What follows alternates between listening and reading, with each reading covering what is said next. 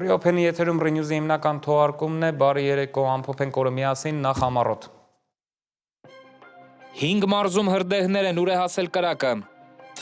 ՀԱՊԿ ղեկավարների հանդիպմանը Հայաստանը չի մասնակցում, բայց ՀԱՊԿ-ից դուրս էլ չի գալիս։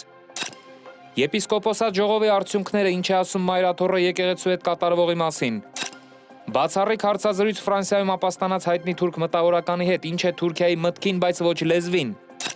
Եվ ուկրաինական մղձավանջը մոտ է ավարտին, Դոնալդ Թրամփը տրամադրված է վճռական։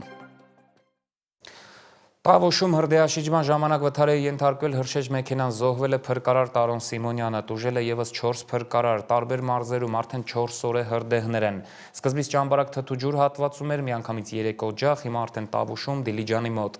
Տեղի բնակիչները դուռ լուսամուտ փակ են պահում, որ ծխից չխեղդվեն, թե ինչու են այսպիսի լայնածավալ հրդեհներ բռնկվել, հստակ պատճառը դեռ հայտնի չէ։ Մենք էլ Երևանում լավ վիճակում չենք, հրդեհ չկա, բայց օդի որակը կտրուկ վատացել է նորից։ Արդեն 4-րդ օրն է Հայաստանի 5 մարզում անտառային հրդեհներ են մարում հրշեջները։ Արբանյակային այս նկարում կարող եք տեսնել այն կետերը, որտեղ այս պահին դեռ կրակ կա։ Հրդեհի առաջին բռնկումը Գեղարքունիքի մարզի ճամբարակ թթու ջուր հատվածում էր, միանգամից 3 օջախով։ Առանձին օջախներ էլ Տավուշի մարզի Իջևան եւ Բերդ համայնքների անտառներում են։ Տեղի բնակիչները դուռ լուսամուտ փակ են պահում, որ ծխից չխեղդվեն։ Ներքին գործերի նախարարությունից հայտնում է, որ կրակի մեծ մասը արդեն հաջողվել է մարել։ Հրդեհաշիջման աշխատանքներին խանգարում է խոտածածկույթի չորությունը, իսկ քամին օգնում է կրակին տարածվել։ Ընդհանուր առմամբ հրդեհաշիջման աշխատանքներում ներգրավված են 1830 փրկարար։ Գործի է դրվել 17 հիմնական եւ 143 օժանդակ տեխնիկա։ Երեկ երեկոյան տեղից Դիլիջանի համայնքապետն էլ ձեռքին ծխախոտ պատմում է իրավիճակի մասին։ Քննչական կոմիտեից հրդեհի պատճառների մասին պաշտոնական ոչինչ չեն ասում։ Խոստանում են բացահայտման հետքերով կգնան, եթե հանցագործության մասին հաղորդում ստանան, իսկ այն դեռ չկա։ Մասնագետները նշում են չորային կլիման, որ տեղում չկան։ Հիմնական պատճառը դա է։ Հրդեհաշիջման աշխատանքներից հետո նոր մենք կկարողանանք հստակ ասել, թե որ հատվածում որքան տարածք է այրվել, իսկ այրվել է հիմնականում խոտածածկ եւ բուսածածկ տարածք կամ ջերմահարված ծառեր։ Հրդեհաշիջման աշխատանքներին նաև Պաշտպանության նախարարության ուղղաթիռներն են մասնակցում, արդեն մի քանի տասնյակ թռիչք են իրականացրել, ջուր տեղափոխել այրվող տարածքներ։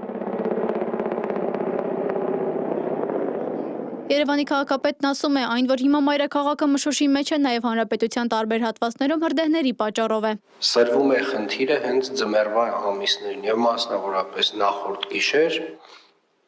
մենք արձանագրեցինք օդի որակի էական վատթարացում, պայմանավորված Հայաստանի Հանրապետության տարբեր հատվածներում խոշոր հրդեհներով, մասնավորապես օրինակ ճամբարակում խոշոր հրդեհներ էին տեղի ունենում, բայց իհարկե խոշոր հրդեհները մի վտանգավոր երևույթ են եւ ուզում եմ շատ հստակ արձանագրել այս տեսակ հրդեհները եւ իրենցից արտանետված տոքսինները, նյութերը էականորեն ավելի վտանգավոր են, քան շինարարական փոշին, քան այն փոշին, որի դեմ մենք շատ ինտենսիվ պայքարում ենք։ Օդի որակի համար ավելի վտանգավոր է, երբ այրվում են կիսաչոր տերևներն ու ծառերը, քան լրիվ չորացածը։ Մեծ զրույցում ասում է շրջակա միջավայրի նախարարության փորձագետը։ Ցանկացած կենսազանգվածի, նմանատիպ կենսազանգվածի չոր բուսական մնացորդների այրումից մթնոլորտ կարող են արտանետվել ածխածնի մոնոքսիդ, շմոր գազ, ոչ ծննդելի օրգանական միացություններ, ազոտի երկօքսիդ, որովհետև այդ բուսական զանգվածը կարող է նաև ոչ շատ չոր չլինի եւ այրումը թերի լինի, իսկ թերի այրման պրոդուկտից նաև կարան առաջանան դիօքսիններ, այսինքն ընդհանուր առմամբ կարան արվել, բայց թե ինչքան այս պահին տվյալ այրվող տարածքներին հարակից տարածքում օդի աղտոտվածության փաստացի վիճակը, այդ մոնիտորինգը չի արվում եւ դրա տվյալները առկա չեն, քանի որ տվյալ տարածաշրջանում մենք դիտականներ չունենք։ Ներքին գործերի նախարարությունը հորդորում է խստորեն պահպանել հրդեհային անվտանգության կանոնները ու խուսափել խոտի այրումից։ Անի Հովհաննիսյան, Վարդան Պողոսյան, Լևոն Ոսկանյան, Գևորգ Սյանոսյան, Ռիոփեն մեդիա։ Ազգային ժողովում կայացել են Հայաստան խմբակցության նախաձեռնած խորհրդարանական լսումները նվիրված Հայաստանում քաղբանտարկյալների խնդրին։ Գլխավոր դատախազը հրաժարվել է մասնակցել, պատճառաբանելով ծանրաբեռնվածությունը։ Ի նշան բողոքի կառավարության անդամների համար նախատեսված սեղաններին տեղադրվել են քաղբանտարկյալ համարվող անձանց լուսանկարները։ Օրինակ Նիկոլ Փաշինյանի սեղանին դրվել է Շիրակի թեմի առաջնորդ Միքայել արքեպիսկոպոս Աջապահյանի լուսանկարը։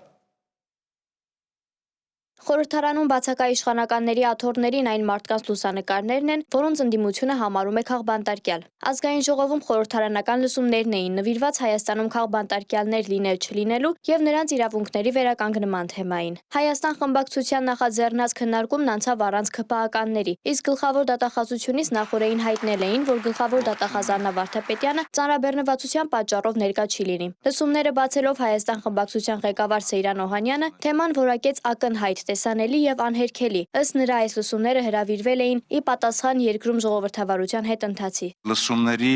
համար հիմք են հանդիսացել Հայաստանի Հանրապետությունում արձանագրվող ժողովրդավարության հետընթացը, որի բաղկացուցիչ մասն են կազմում խոսքի, խղճի, հավաքների ազատությունների կոպիտ ոտնահարումները, ԶԼՄ-ների հանդեպ ճնշումները, շինծու քրեական գործերը, քաղաքական այլ հայացքներ ունեցող գործիչների եւ քաղաքացիների նկատմամբ։ Ընտրովի արդարադատությունը, որը դրսևորում է, ինչպես մենք տեսնում ենք, անարդար դատավճիռներով, աննախադեպ թվով քաղաքական բանտարկյալների առկայությամբ։ Պատգամավոր Էլինար Վարդանյանը կոնկրետ թվեր հնչեցրեց։ Նրա հաշվարկով մոտ 7 տասնյակ անձ է այսօր ենթարկվում քրեական պատասխանատվության, քաղաքական դրդապատճառներով։ Ժողովրդավարության հետընթացի պայմաններում իհարկե ահագնացել են քաղաքական ճնշումները եւ այս պարագայում մեր տվյալներով 60-ից ավել իսկ իմ գնահատականներով գրեթե 70 անձ ենթարկվում է քրեական հետապնդման, բնականաբար քաղաքական դրդապատճառներով, իսկ նրանցից գրեթե 40-ը գտնվում են քրեակատարողական հիմնարկներում։ Հանրապետական կուսակցության փոխնախագահ Արմեն Աշոտյանն իր հերթին կոչ արեց ընդդիմությանը միավորվել, պնդելով, որ քաղբանտարկյալների գոյությունը ոչ թե անձնական պատմությունների շարք է, այլ ողջ երկիրն ախտահարած հիվանդություն։ Մարդկանց անտարբերությունը եւ լռությունը այո ծնում է քաղբանտարկյալներ։ Ինչ ճիշտ հասկացեք, այստեղ որևէ անձնական պատմություններ չեն։ Քաղբանտարկյալները անձնական պատմություններ են եւ անձնական պատմություններ չեն։ Ընտանեկան են այո մարդիկ կամ բարեկամներ եմ տեսնում։ Բայց դա երկրի պատմություն է, երկրի քաղաքական ողբերգություն է։ Եվ այո ամեն մի անձնական ընտանեկան պատմության հետևում կա երկիր եւ այդ երկրի դարդը, այդ երկրի խնդրեմը, այդ երկրի հիվանդությունը։ Եվ եթե մենք չհասնենք կարդինալ փոփոխության 9 հունիս ամսին, դրանք կլինեն Հայաստանի Հանրապետության պատմության մեջ վերջին ընտրությունները, եթե գործող իշխանությունը կարողանա հաղթանակ տանել։ Պիտի խնդրեի, որ բոլոր ընդդիմադիր ուժերը միանան։ Ցանկացած պայմանով մենք համաձայն ենք միանալու համար։ Միացեք, սարքեք մի հատ կուռ բևեռ եւ հանգիստ կարող ենք ջարդել։ Քաղաքացիական պայմանագիր կուսակցության պատգամավոր Ալխաս Ղազարյանը մեծ հետ զրույցում մերժեց մեղադրանքները, պնդելով, որ 2018-ից ի վեր ոչ մի միջազգային կազմակերպություն չի հաստատել Հայաստանում քաղբանտարկյալների առկայությունը։ Ոչ մի միջազգային կառույցում հաստատված չի, որ 2018 թվականից ի վեր Հայաստանի Հանրապետությունում կան քաղբանտարկյալներ։ Մինչդեռ այն խմբակցությունը եւ այն մարդիկ, որ այսօր ներկայացված են այդ լսումներին, իրենց առաջնորդների ժամանակ Հայաստանում նույնիսկ միջազգայինները հաստատել են, որ եղել են քաղբանտարկյալներ։ Ինչպես գիտեք, ամենավառ օրինակը նաեւ Միեդի վերջերս կայացված վճիռներ նաեւ, որ իրենց առաջնորդերի օրոքները նույնիսկ խախտվել է մարդու կյանքի իրավունքը։ Ըստ Ղազարյանի լսումների նպատակը հասարակության շրջանում որոշակի տպավորություն ստեղծելն է։ Որոշումը եղավ, որ չմասնակցել սրան, որովհետև համարում ենք, որ այս նման օրինակ հայտարարությունները միտում ունեն ուղղակի մարդկանց մոտ ինչ-որ տպավորություն էր թողել, ոչ ավելին, ընդդեմ 2026 թվականի ընտրությունների։ Ազգային ժողովի նախագահ Ալեն Սիմոնյանը արձագանքեց գործընկերների աթոռներին դրված լուսանկարներին, առաջարկելով դնել նաև նրանց լուսանկարները, որոնք նախկինում նրա խոսքով լրագրողների ծնոտ էին կոտրում եւ հեռուստաալիքներ փակում։ Հիմա լուսանկարներն են, առաջին հենց վարչապետի աթոռին դրված է Աջապահյանի, Սրբազանի անելու համար դրա գնահատական այս մարդիկ խոսքը քրեորեն պատժելի է, մարդը խոսքի համար է դատապարտված։ Այս մարդիկ խոսք չեն ասում, ախի դատապարտված են։ Այս թեժ բանավեճի ֆոնին ամեն օր ավելի են թեժանում քննարկումները առաջիկա ընտրություններից առաջ։ ՄԻՊ նախկին պաշտպան Արման Թաթոյանը իր ասուլիսում կոչ արեց նախկին նախագահներին։ Եվ իմ խոսքը նաև ես ուզում եմ ուղղել նախկին նախագահներին, պաշտոնաթող նախագահներին, ասել, որ պարոնայք պաշտոնաթող նախագահներ։ Եթե դուք իսկապես ուզում եք, որպեսզի Նիկոլ Փաշինյանը պարտվի, ապա դուք չպետք է մասնակցեք 2026 թվականի ընտրությունների ընտրապայքարին։ Եվ նաև ուզում եմ ասել հետևյալը, քանի որ մեր ժողովուրդը հստակ այս հարցին պատասխանը տվել է, որ նախկին նախագահները չեն կարող գալ իշխանության, եւ դա իմանալով մասնակցում են ընտրության, սա նշանակում է, որ դառնում են ուղղակի իշխանության ձեռքում գործիք։ Թաթոյանի պնդումը Հայաստան խմբակցության падգամավոր Իշխան Սաղաթելյանը համարում է նիկոլական խոսույթ։ Տեսակ այդ ընտրություններին չմասնակցելու խոսույթը նախկինների ներկաների դա նիկոլական խոսույթ։ Ես ցավում եմ, որ քաղաքականության մեջ հայտ ներկայացրած նոր քաղաքական ուժը իր քայլերը սկսում է նիկոլական խոսույթ։ Անկեղծ ցավում եմ դրա համար եւ կարծում եմ դա հաջողության հասնելու ճանապարհը չի։ Ընդդիմադիր падգամավորը կարծում է, որ ընդդիմադիր դաշտի բոլոր ուժերը պարտավոր են մեկտեղել իրենց ջանքերը եւ հնարավորությունները երկրում իրավիճակը փոխելու համար։ Աննա Հարությունյան, Reopen Media։ Նորություններ ունենք ՀԱՊԿ-ից, ավելի ճիշտ նորությունն այնն է, որ ՀԱՊԿ-ի հետ կապված նորություն չունենք, բացի նրանից, որ ՀԱՊԿ երկրների ղեկավարները Բիշկեքում հանդիպում են առանց Հայաստանի։ Մեր դիվանագետներից մեկն այսօր ասել է, որ ՀԱՊԿ-ից դուրս գալու հարց ԱԳՆ օրակարգում չկա, Հայաստանը չի մասնակցում ՀԱՊԿ ղեկավարների հանդիպմանը, բայց եւ չի խոչընդոտում որոշումների ընդունմանը։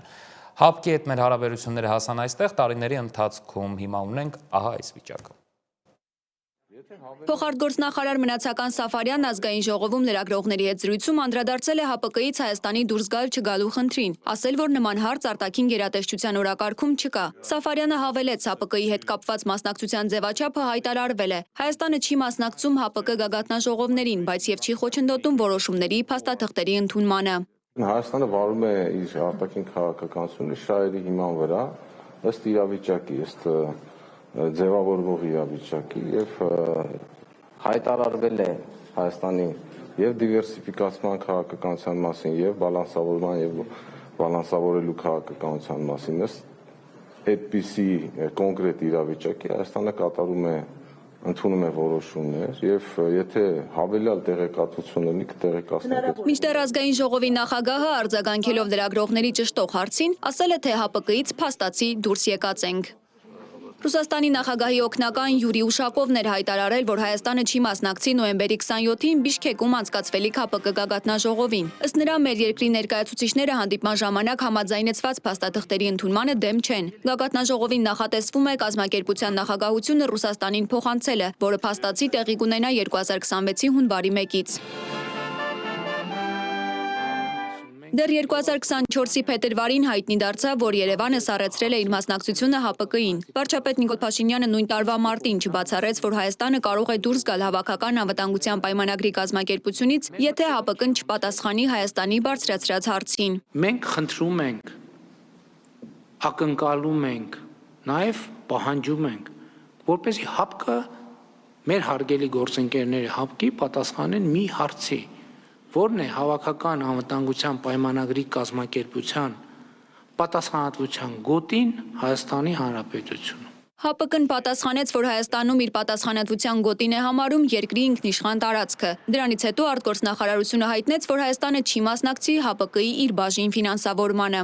Հայաստանը ձեռնպահ կմնա հավաքական անվտանգության մասին պայմանագրի կազմակերպության 2024 թվականի բյուջեի մասին ՀԱՊԿ հավաքական անվտանգության խորհրդի 2023 թվականի նոյեմբերի 23-ի որոշմանը միանալուց։ Հայաստանը չի մասնակցի նաև դրանով նախատեսված կազմակերպության գործունեության ֆինանսավորմանը, միաժամանակ չառարկելով տվյալ որոշման սահմանափակ ձևաչափով ընդունմանը։ Փաշինյանը նախորդ տարվա հունիսի 14-ին ազգային ժողովում հայտարարեց, որ հաջորդ քայլը ՀԱՊԿ-ից դուրս գալն է, իսկ ավելի ուշ ընդգծեց, որ Հայաստանը ՀԱՊԿ-ի հետ հարաբերություններում մոտ է անդառնալի կետին։ Դրա խոսքով կազմակերպությունը նույնիսկ սպառնալիքներ է ստեղծել երկրի ինքնիշխանության համար։ Կրեմլն արձագանքեց Փաշինյանի հայտարարությանը։ Ռուսաստանի նախագահի մամուլի քարտուղար Դմիտրի Պեսկովն ընդգծեց, որ ՀԱՊԿ-ից որևէ վտանգ չի բխում։ Հակառակը կազմակերպությունը կոչված է պաշտպանելու իր անդամ երկրների ինքնիշխանությունն ու անվտանգությունը։ Մերի Դանիելյան, Reopen Media։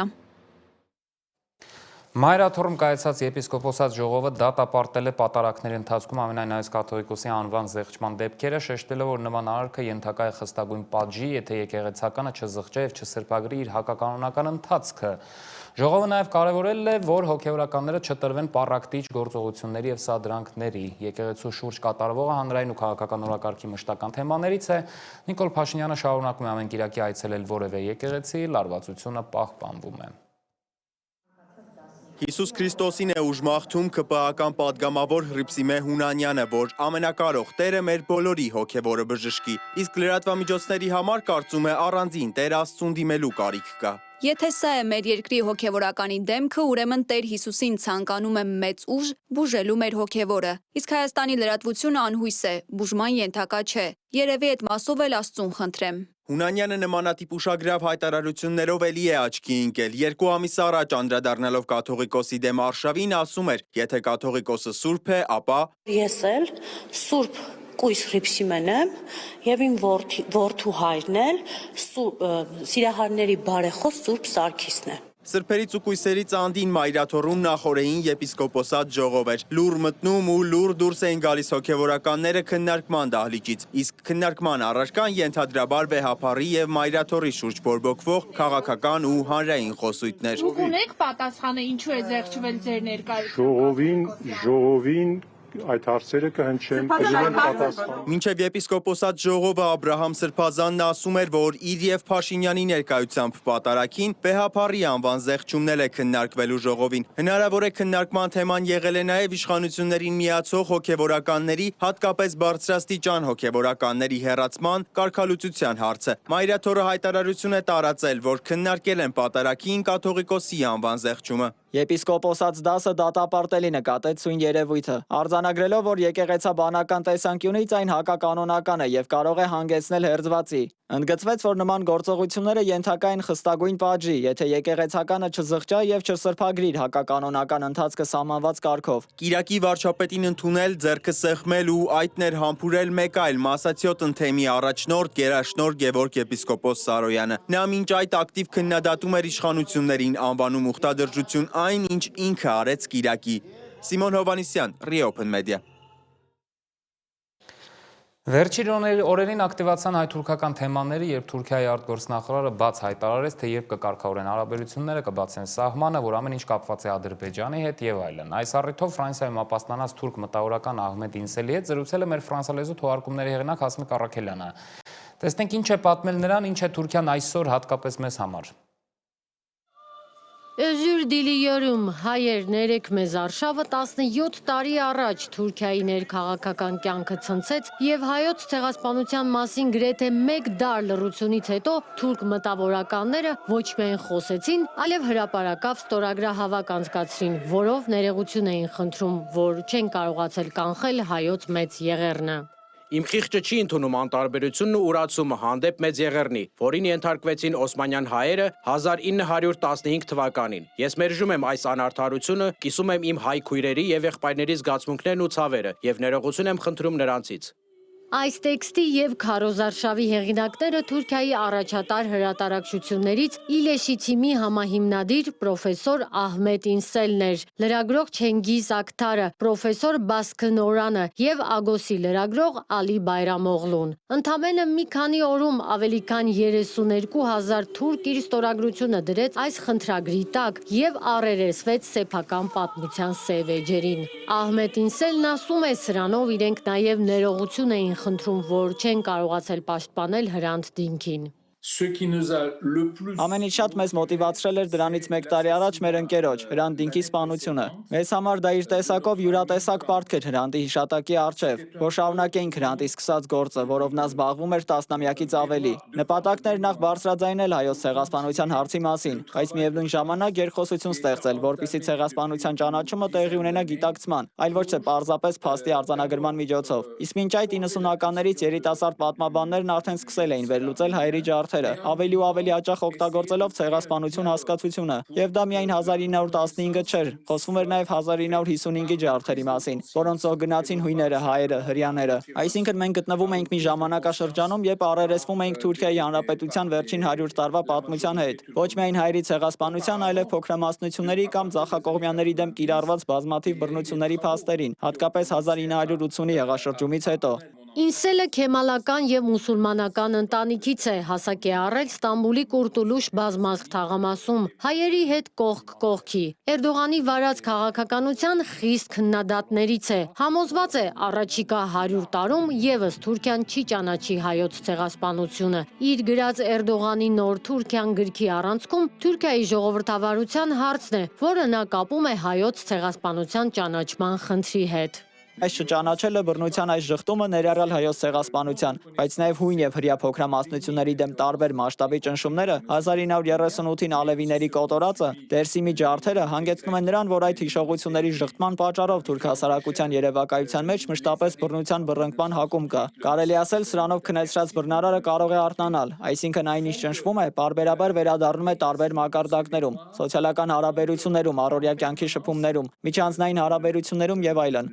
Հետևաբար ժողովրդավարացումը խղճի ազատությունն է։ Խոսքի ազատությունը թույլ է տալիս, ինչպես տեսանք 2000-ականներին, երբ Թուրքիայում սկսեցին քննարկել, բացատրել, գրքեր հրատարակել ցեղասպանության եւ բռնությունների թեմայով։ Ապրիլի 24-ին ցեղասպանության զոհերի հիշատակի ոգեշնչման արարողություններ իրականացնել Ստամբուլի Թաքսիմ հրապարակում, մարդկանց իրազեկել, քննարկել եւ գիտակցել տեղի ունեցածը։ Սա մեր ունեցած միակ զենքն է։ Ժողովրդավարության եւ հայոց ցեղասպանության ճանաչման միջև կապը հենց սա է։ Սորբոնի համալսարանի նախկին պրոռեկտորն ու Ստամբուլի Գալաթասարայի համալսարանի պրոֆեսորը կասկածում է, որ առաջիկայում հայ-թուրքական սահմանը կբացվի։ Կարծում է, այս հարցում Ադրբեջանն է ճնշում գործադրում Թուրքիայի վրա։ Ու թեև պաշտոնական Երևանն ու Բաքուն կարծես խաղաղության պայմանագիրը ստորագրելու ճանապարհին են, բայց Ադրբեջանը դեռևս այլ պահանջների խաղաքարտեր ունի։ Թուրքիան չի գնա հարաբերությունների կարգավորման, եթե Ադրբեջանն իր համաձայնությունը չտա։ Մի հանգամանք կա, որի վրա հարկավոր է ուշադրություն դարձնել։ Ադրբեջանը Թուրքիայի վրա մեծ ազդեցություն ունի իր նավթով, եւ ներկայիս իրավիճակում, երբ Թուրքիան հարկադրված է Իրանից գազ չգնել, Ռուսաստանից նավթ չգնել, Ադրբեջանը այս տեսակետից ուժեղ է։ Էրդողանը պրագմատիկ է արտաքին քաղաքականության մեջ, թեև դեսպոտ է իր երկրի ներսում, պրագմատիկ, որը կարող է երկու իրարամերժ բան անել, մեղադրել Իսրայելին, բայց շարունակել առևտուր անել։ Այս առումով գուցե Թուրքիան Հայաստանի համար մի պատուհան բացի, եթե Հայաստանի եւ Ադրբեջանի միջև խաղաղություն հաստատվի։ Թուրքիան շահագրգռված է եւ կարող է դրդել Հայաստանին եւ Ադրբեջանին բացել Զանգեզուրի միջանցքը, որ Նախիջևանն ուղիղ կապ ունենա Ադրբեջանի հետ։ Երեք երկրների միջև եղած դիվանագիտական վերջին թարմացումներին մանրամասն չեմ տիրապետում, որ ավելին ասեմ այս մասով։ Մի բան հստակ է, Ահմեդ Ինսելը շեշտում է, 2000-ականների սկզբին իրենց նվաճած դիրքերից նահանջել է Թուրքիայի հայամետ հասարակությունը։ Այլևս չեն կարողանում հրապարակային միջոցառումներ կազմակերպել, հանրահավաք իրականացնել Թաքսիմ հրապարակում, ինչպես դա արել են 2008-ից 2016 թվականներին։ Հասմիկ Առաքելյան, Reopen Media։ Ահմեդ Ինսելի հարցազրույցի ամբողջական տարբերակը կարող եք գտնել Reopen Media-ի YouTube-ի ալիքում։ Շարունակենք։ Դոնալդ Թրամփը հայտարարել է, որ շատ մոտ են Ռուսաստանի եւ Ուկրաինայի միջև խաղաղության համաձայնագրի կնքմանը։ Կարծես գրեթե ամեն ինչ համաձայնեցված է, բայց միայն Ուկրաինայի ու իր իսկ դաշնակիցների միջև։ Զուգահեռ ռուսների հետ ամերիկացիները եւս բանակցում են, բայց շատ տարօրինակ ձևաչափով։ Ուկրաինան ու իր դաշնակիցները եւ Թրամփի վարչակազմը իրար հետ են բանակցում, Թրամփի թիմն ու ռուսները առանձին։ Ամեն դեպքում նորից լույս է երևում թունելի վերջում։ Այս պահին կա մեծ հավանականություն, որ պատերազմը մինչև տարեվերջ կարող է ավարտվել։ Վիճակը ռազմաճակատում վճռորոշ ազդեցություն ունի բանակցությունների վրա, ուկրաինացիները դիմադրում են, բայց արդեն այլ ավելի մեծ դժվարությամբ։ Շատերն էլ արդեն փորձում են տեսնել, թե ինչ է անելու Ռուսաստանը, երբ ազատվի ուկրաինական պատերազմի ճահճից։ Այն ինչը սկսվեց որպես հատուկ ռազմական գործողություն, ձգվեց տարիներ, այդ ընթացքում Ռուսաստանը բազմաթիվ խնդիրների բախվեց, մեծ կորուստներ ունեցավ, այդ թվում հեղինակության ամբողջ աշխարհում։ Բայց առաջ չընկնենք, տեսնենք ինչ է ասում խաղաղություն պարտադրելու առաքելություն ստանձնած Դոնալդ Թրամփը, նրա համբերությունից հիմա շատ բան է կախված։ Ուկրաինական ռազմաճակատում եւ դրա շուրջ իրավիճակը շարունակում է սրվել, զուգորդվելով ակտիվացող դիվանագիտական խմորումներով եւ նորանոր հայտարարություններով։ Անցած գիշեր Ուկրաինայի հարավ-արևելյան Զապորոժիե քաղաքը ենթարկվել էր ռուսական ուժերի զանգվածային դրոնային արձակման, ինչի հետևանքով վնասվել էին բնակելի շենքեր եւ քաղաքացիական ենթակառուցվածքներ։ Հարձակումը տեղի է ունեցել, երբ Ռուսաստանի պաշտպանության նախարարությունը հայտարարել է ռազմաճակատի տարբեր ուղղություններով, մասնավորապես Պոկրովսկի շրջանում իրենց զորքերի առաջխաղացման եւ Զատիշա գյուղի նկատմամբ վերահսկողություն սահմանելու մասին։ Ամերիկացիների կողմից առաջարկ է եղել, որը մենք բավականին ընդունելի ենք համարում։ Այսքանը։ Միաժամանակ ՆԱՏՕ-ի սահմանների մոտ է լարվածությունը մեծանում։ Ռուսական դրոնը ռեկորդային խորությամբ ներխուժել է Ռումինիա, ստիպելով օդ բարձրացնել ռումինական եւ գերմանական կործանիչները։ Սա արդեն 13-րդ նման դեպքն է։ Մենք գործ ունենք ռուսական անօթաչուի նոր ներխուժման Ռուսաստանի կողմից Ռումինիայի դեմ նոր սադրանքի հետ։ Անօթաչու, որը ռումինական բանակը եւ գերմանացի օթաչուները փորձել են խոցել։ Բանակցային գործընթացն ընթանում է տեղեկատվական լարվածության պայմաններում։ Կրեմլը հերքել է Աբու Դաբիում խաղաղության ծրագրի քննարկումը, հաստատելով միայն գերիների փոխանակման շուրջ շփումները, իսկ մամուլի արտահոսքերը որակել որպես գործընթացին խոչընդոտելու փորձ։ Բիշկեկում Վլադիմիր Պուտինը Բելարուսի նախագահ Ալեքսանդր Լուկաշենկոյի հետ զրույցի ժամանակ ներկայացրել է Ուկրաինայի հարցով բանակցությունների ընթացքը։ Ուրախ կլինեմ ձեզ տեղեկացնելու Ուկրաինայում խաղաղ ճանապարհով մեզ համար ընդունելի եւ ցանկալի արդյունքների հասնելու ուղղության մասին։ Գիտեմ, որ դուք հետևում եք դրան եւ միշտ մտահոգված եք դրանով։ Դուք այն մարդկանցից եք, որոնք ձգտում են այս հակամարտության ավարտին։ Զելենսկին պատրաստակամություն է հայտնել քննարկել Միացյալ Նահանգների առաջարկած ծրագիրը, պայմանով, որ բանակցություններին մասնակցի նաև Եվրոպան։ Զգուշանալով տարածքային զիջումների Թրամփի հարկադրանքից, նա դաշնակիցներին կոչ է արել Ուկրաինայում տեղակայել զսպող ուժեր եւ շարունակել աջակցությունը, մինչև Ռուսաստանը պատրաստ չլինի իրական խաղաղության։ Մենք հաստատապես համոզված ենք, որ Ուկրաինային վերաբերող անվտանգային որոշումները պետք է ներառեն Ուկրաինան։ Դա էր մեր դիրքորոշումը Ժնևում, եւ միշտ Եվրոպային վերաբերող անվտանգային որոշումները պետք է ներառեն Եվրոպան։ Եվ նույնը վերաբերում է Կանադային, Ճապոնիային, Ավստրալիային, Նոր Զելանդիային, այլ երկրների եւ յուրաքանչյուր ազգի։ Սա արդար է եւ դա իսկապես աշխատում է։ Քանի որ երբ ինչ-որ բան որոշվում է երկրի կամ նրա ժողովրդի թիկունքում, միշտ մեծ ռիսկ կա, որ դա ուղղակի չի աշխատի։ Ֆինանսական եւ քաղաքական ճնշմալծակները եւս գործի են դրվել։ Մեծ Բրիտանիան եւ Ֆրանսիան աշխատում են Եվրամիության հետ ռուսական սառեցված ակտիվները Կիևին աջակցելու համար օգտագործելու ուղղությամբ, իսկ Լոնդոնը խոստանում է նոր հրթիռներ։ Այս բազմակողմ ջանքերը զուգադրված ՄԱԿ-ի տարածքային ամբողջականությունը հարգելու կոչի հետ ցույց են տալիս, որ չնայած ռազմաճակատում Ռուսաստանի ճնշմանը եւ Միացյալ Նահանգներից եկող փոփոխական ազդակներին, Եվրոպան փորձում է կանխել Ուկրաինայի կապիտուլյացիան եւ հասնել կայուն խաղաղության։ Դավիթ Գենջոյան, Reopen Media։ Նինչ այսքանը, հետևեք մեզ սոցցանցերում, բաժանորդագրվեք, ամփորձանք գիշերը մաղթում ցտեսություն։